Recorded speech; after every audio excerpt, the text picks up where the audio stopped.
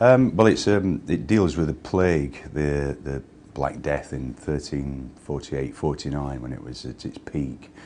And it's about a group of people, a young monk who's studying at a monastery, and I come along I play a knight who is an envoy to the bishop. And I need a guide to take me to this village that seems to be immune to the pestilence, to the plague. And this young lad will guide us there. So we begin this adventure, this journey, to seek out the heretics, as it were, who are living in this plague-free village. Yeah. I did.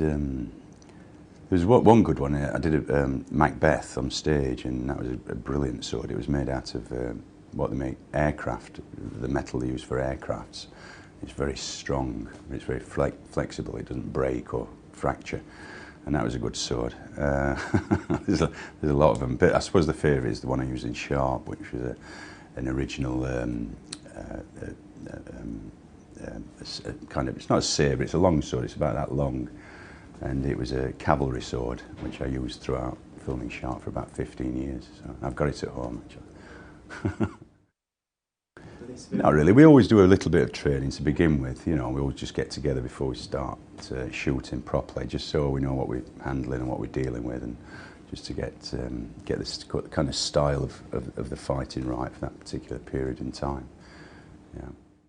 No, it's a horrible thing to wish upon anybody. I don't know. I've got a few people I've got in mind, but I wouldn't like to say on camera. No, not really, no.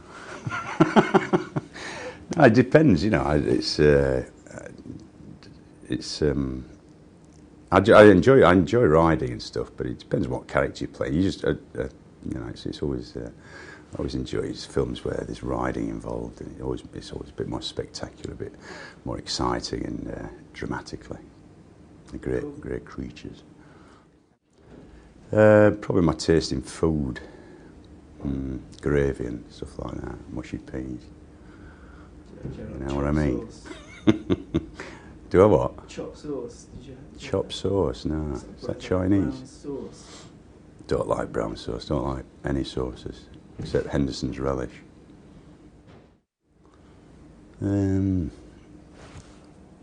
Probably. Don't know if I stole it. I kind of just,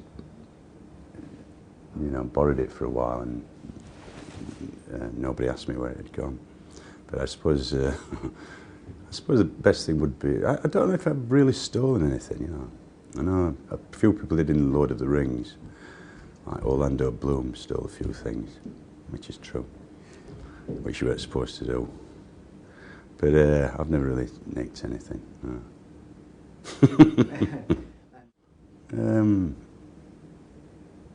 All of them. Yeah, I suppose Lady Chatterley's Lover, that got a bit of attention from ladies, yeah. I don't know really, there's a few weird ones, you know, a few people who are real Lord of the Ring fanatics that you always see whenever there's anything to do with Lord of the Rings, like a premiere or anything to do with Lord of the Rings. They're always there, and they're a bit weird sometimes, but they're okay, very friendly, and a bit weird. That's a tough one, that. I think probably Sharp.